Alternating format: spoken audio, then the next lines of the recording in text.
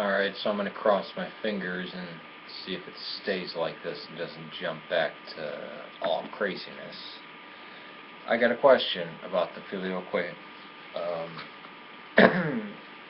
And the way the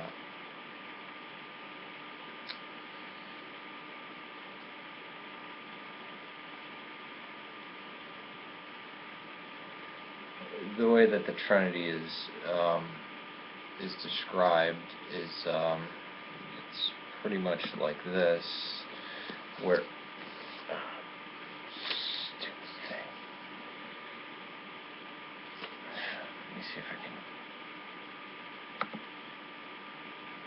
Is that better? That might be too little. Hold on.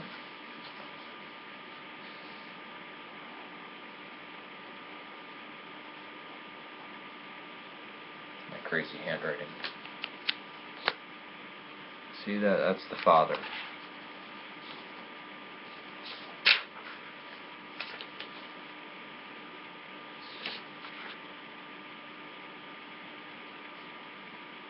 You all see that? Now the Father is the fountainhead.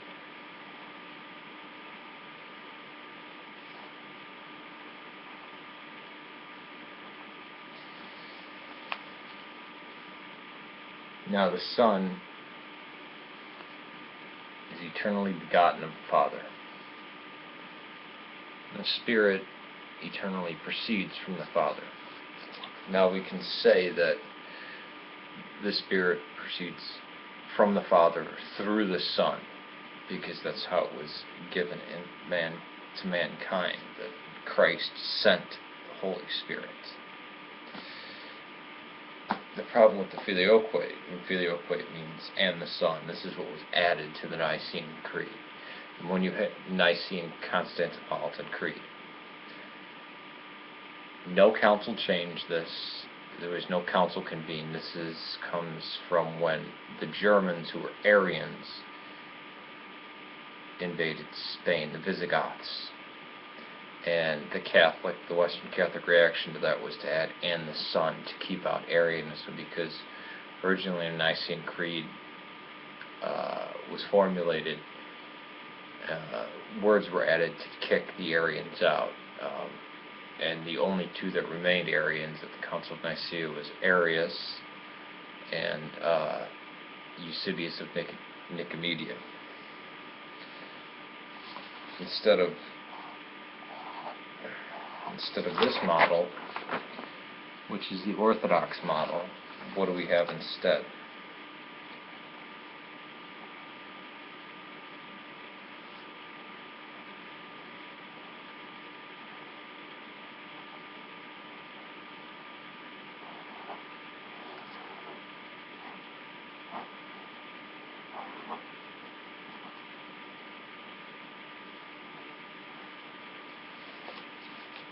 We have it flipped upside down.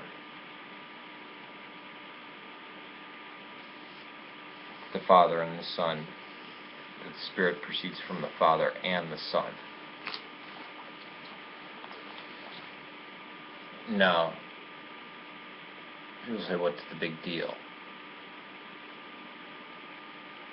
Well, not only is it changing a creed to refute a local heresy, it's almost basically bringing back modalism. Because is the Father the fountainhead? Because this is how the Trinity is explained. The Father is the fountainhead. The Son is eternally begotten, and the Spirit eternally proceeds. Now people say, well, doesn't that imply, the fact that they were created, or some foolishness like this? And this will touch on another subject of angels. Well, couldn't Satan repent, or Lucifer, or the devil, whatever, these angels that got expelled from heaven, couldn't they then go back and, be forgiven? And we say that God is before time, God is outside of time. We know the universe is finite. I'm going to draw, let's just draw a circle right here, okay? You can see this circle? Now,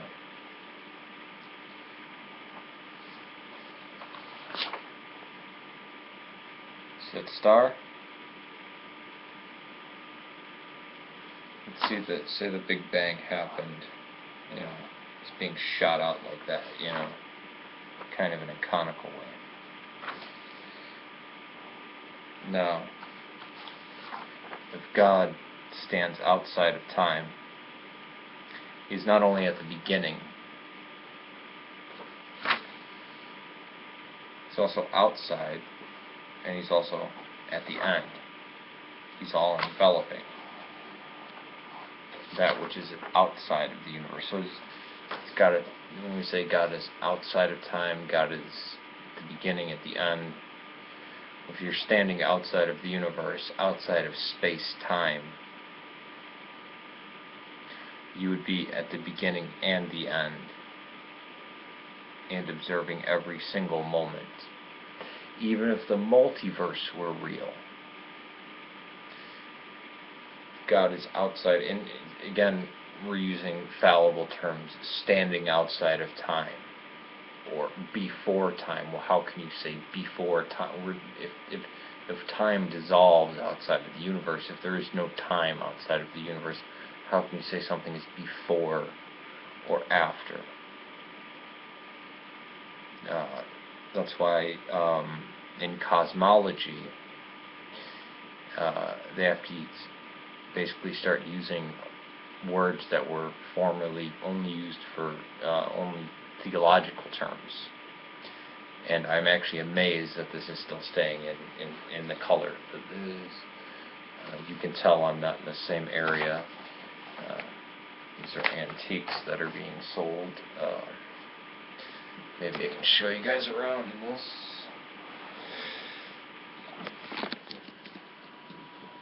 We call that little stone idol. It weighs about a few 100 pounds. Jobu comes from Southeast Asia, and if you look over here, you see this horse right there. This thing, you know, the terracotta warriors, that came out of that tomb. This is stuff that we're getting rid of. If you'd actually like an antique pre-Columbian stuff, you can contact me, and I'll direct you to eBay or Amazon to where they're being sold. That's one of the companies that I'm part owner in.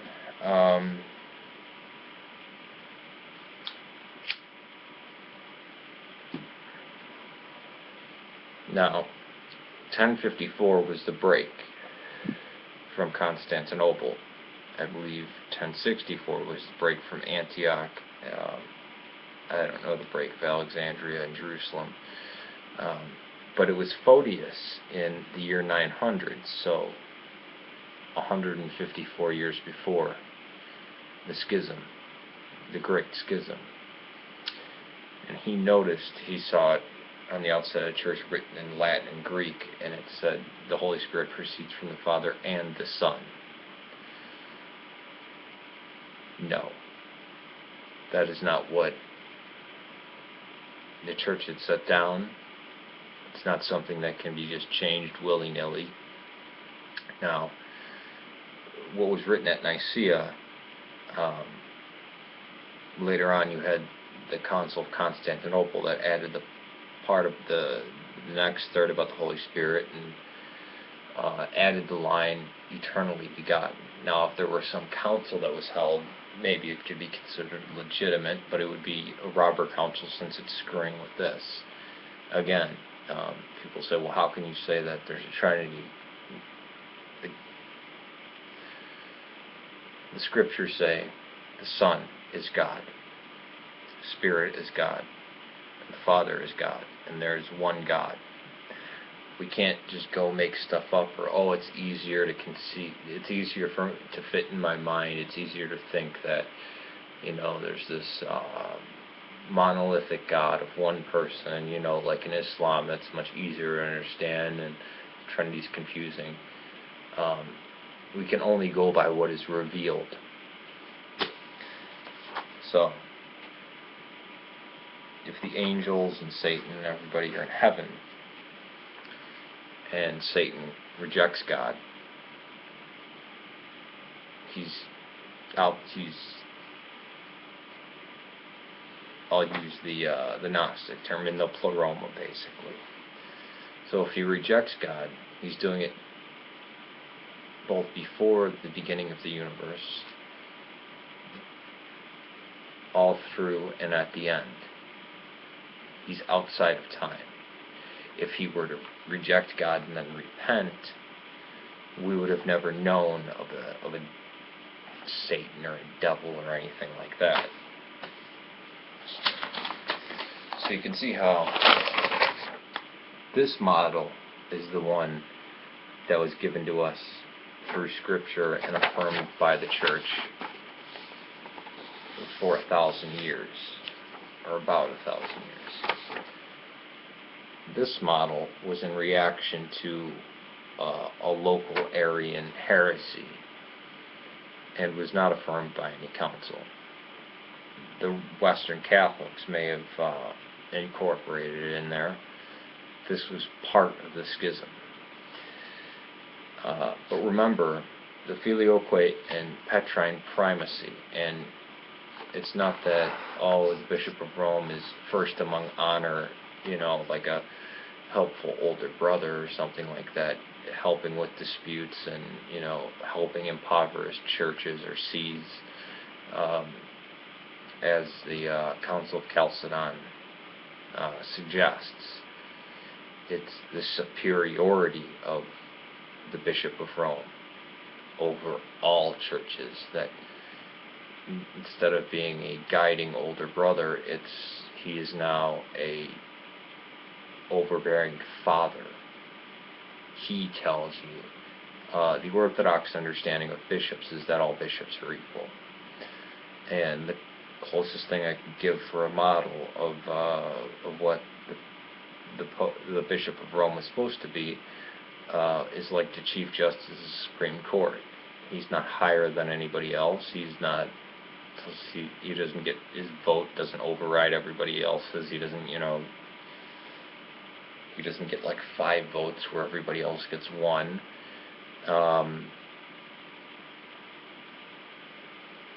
It's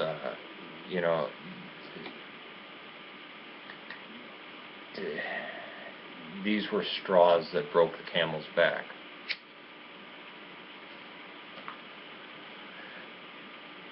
This video that I just made, not this one here, but the one before about uniting Christianity, I've heard for the last 10 years that the Freemasons had infected the Roman Catholic Church.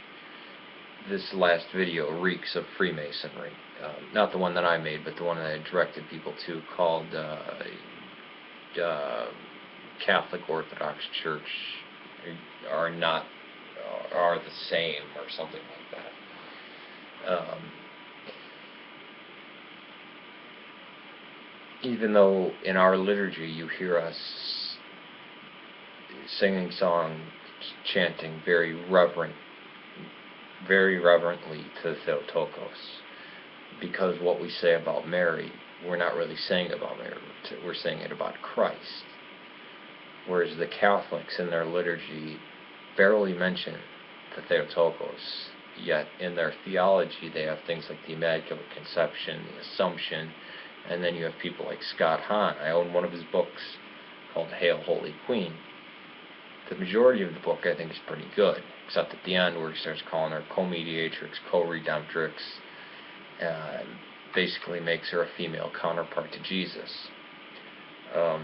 Yes, she is the second Eve. Where Eve said no, Mary said yes.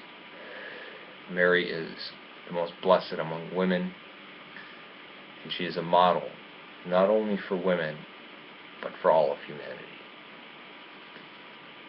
A perfect and beautiful servant And she was a real mother, too. You can see this in the Gospel. She was frightened for her son. She was there at the crucifixion. She came to him and thought he was nuts at one point. Of like, oh my God, what are you doing? You're embarrassing her. You know, this looks like a real loving mother who's trying to take care of her son. She may even have had doubts that he was the Messiah. I mean, she's human, fully human. She's not a goddess. To elevate her to the state of a goddess is to slap Mary across the face. Because she's not a goddess. If you were to meet the Virgin Mary and try to bow down to her and worship her, she'd say, "Get up. It's Christ. Worship Christ. Worship God." So she could even be said to be the first Christian and probably the most obedient person, with the exception of Christ, of course, because Christ had full humanity. But it's so funny that people dwell, oh, look, Eve, you know, it's Christianity so sexist because it blames Eve. Well, the fall, even if you read Genesis, I don't care if you read it literally or metaphorically, the condemnation didn't come until Adam took part of it, because he was the one given the order. But who was the one that said yes, that allowed Christ to come into the world? It was the Virgin Mary. It was the Theotokos. And all generations shall call her blessed. She's blessed amongst women. She's the best woman.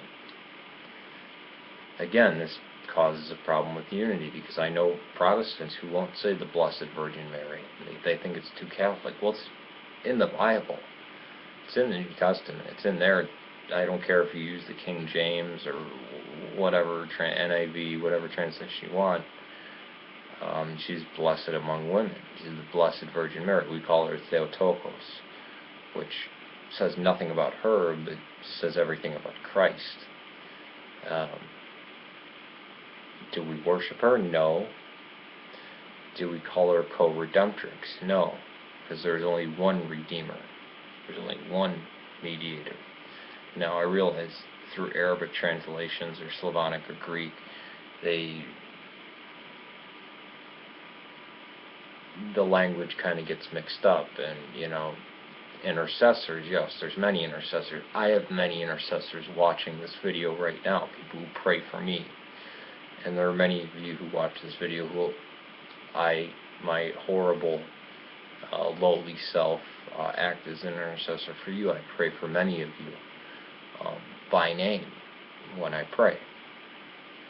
But there's a lot of problems with trying to reunite with Rome, especially after Vatican I, where they tried to consolidate Orthodoxy and they wanted crushing their own Orthodoxy. And then Vatican II, where they basically flip-flopped on everything and delved into heresy. So here's the problem. This can generate modalism. It's not from the councils, it's not from the church, it's reactionary. I know my handwriting's terrible. The Father, the Son, and the Holy Spirit proceeding from both of them? No. This is the model that we're shown in Scripture and by the Church. The Father is the fountainhead. The Spirit eternally proceeds from the Father, and the Son is eternally begotten of the Father. This happened outside of time, before time, however you want to phrase it. But again, outside of time, before time,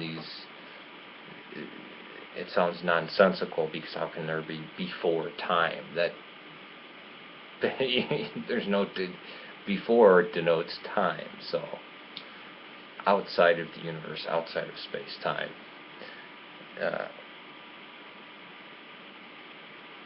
So I answered a couple questions in there that I had received, but I mainly wanted to get to the Filioque and touch on the video before. These conspiracy theories about the Masons.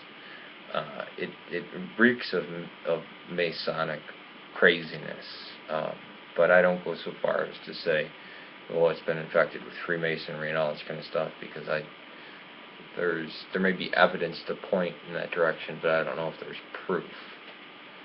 Yet if we look at people like the Jesuits, you see some Jesuits that are still in good standing that will deny things like the resurrection. We see in the Anglican Church, there's bishops that are in good standing that deny the resurrection, the virgin birth, Christ's deity. C.T. Robertson divorced his wife and left his 3 kids to marry a man. Now, I have no hatred towards homosexuals, but trying to pass down the faith that has been given to us by people who were martyred, harsh persecution, horrible stuff. What arrogance is it to try to change that and try to say, oh, well, we got to go with the times?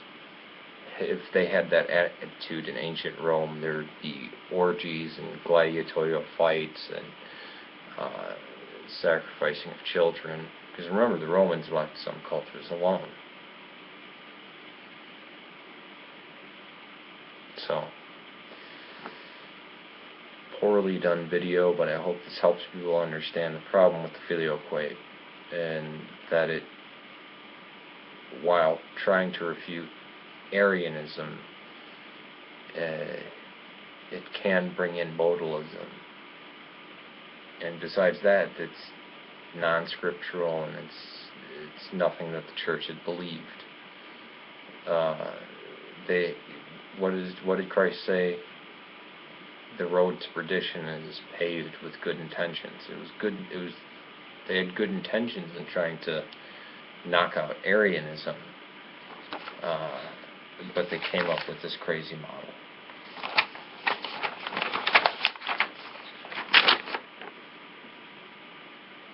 This is the model.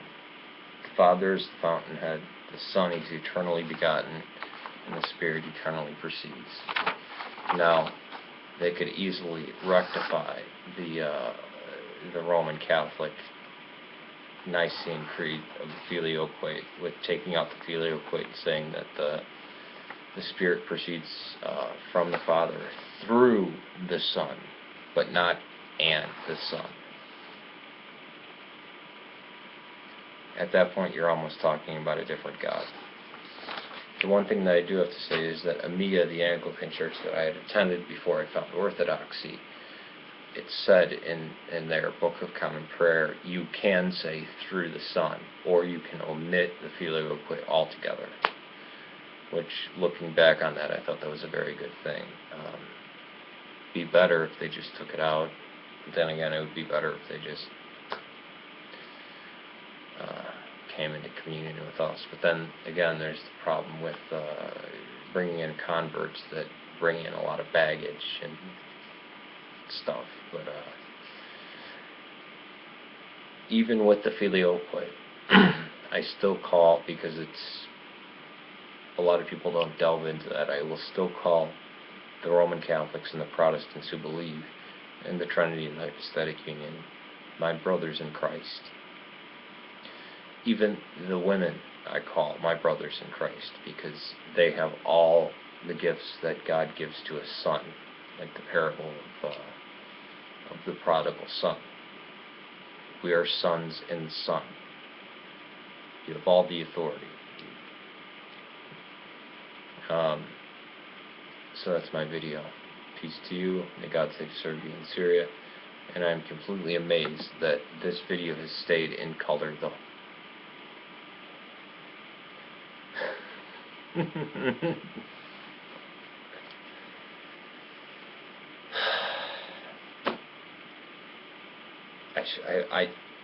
Okay. God or my computer has a sense of humor. But it was very long. You guys saw it was pretty long that happened.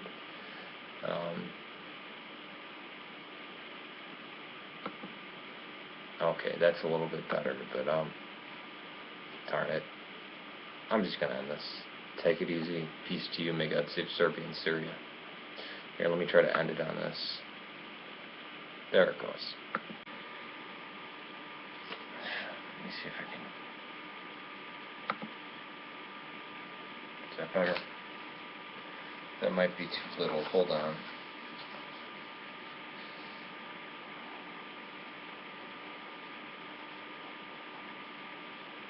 My crazy handwriting. See that? That's the Father.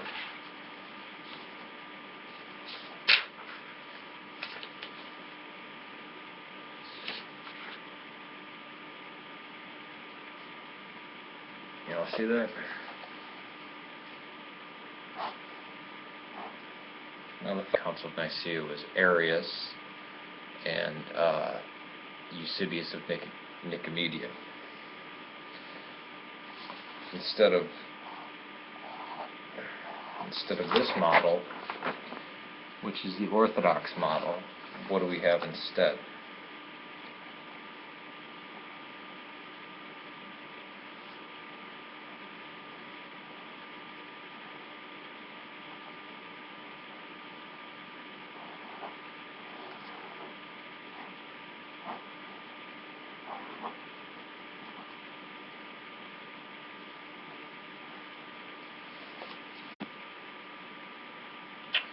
Alright, so I'm going to cross my fingers and see if it stays like this and doesn't jump back to all craziness. I got a question about the Filioque. And the way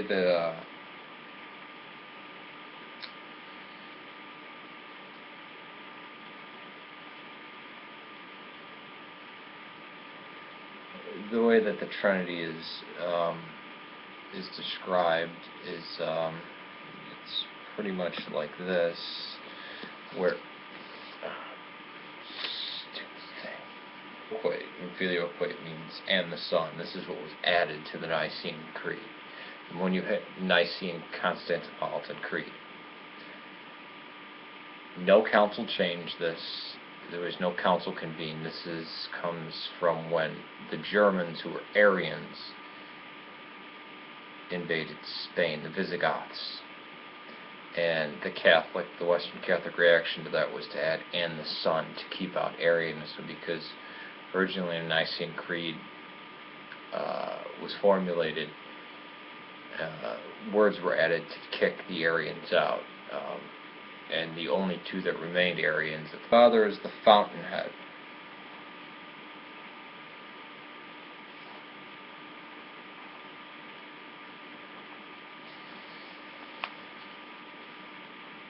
Now the Son is eternally begotten of the Father.